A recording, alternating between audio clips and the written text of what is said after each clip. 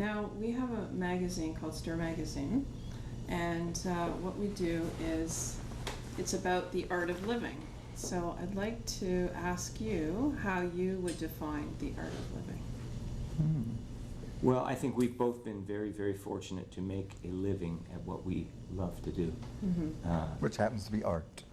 And we make art out of it. Yeah. You know, I try to advise, because I meet a lot of young kids who play music, and they always say, "Oh, how do you write?" And they try and break it down into these technical things. And I can't help it. It always sounds so cliche when I say follow your heart, you know. Yeah. But I really, at the end of the day, when you've put those few songs to paper, if they aren't of you and about you, right, you really are left with very little. Right. So I think that's the only thing we can say.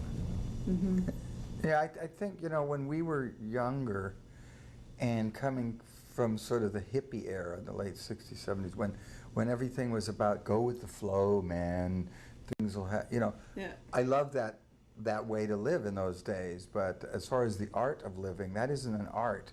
You know, you can follow your nose and get really lost if you're not careful. Yeah.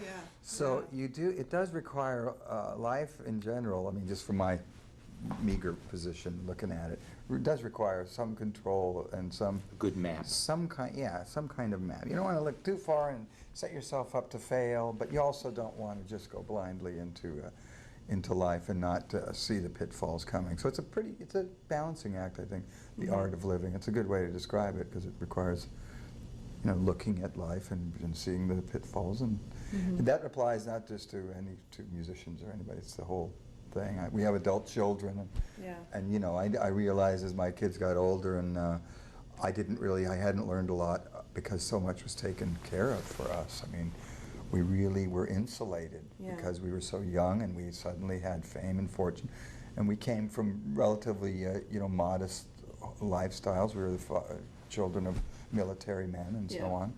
So all of that was taken out of our hands when we got personal managers and accountants and so on.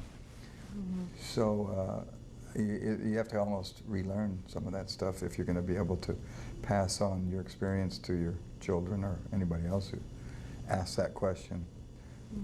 So.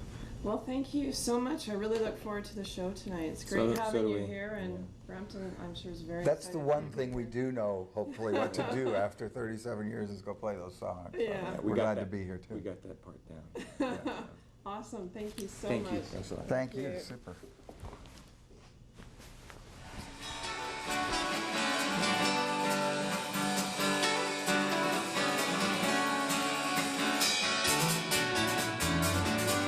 Chewing on a piece of grass, walking down the road.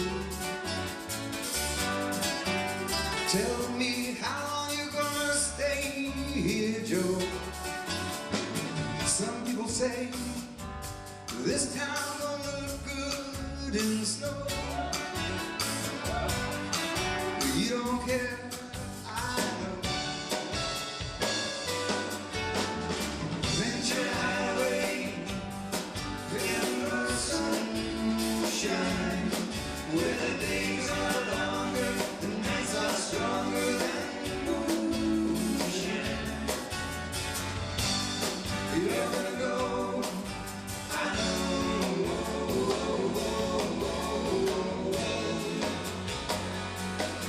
Cause the free wind is blowing through your hair, and the days surround your feet like that. Seasons crying, no despair, alligators jumps in the air. In the air.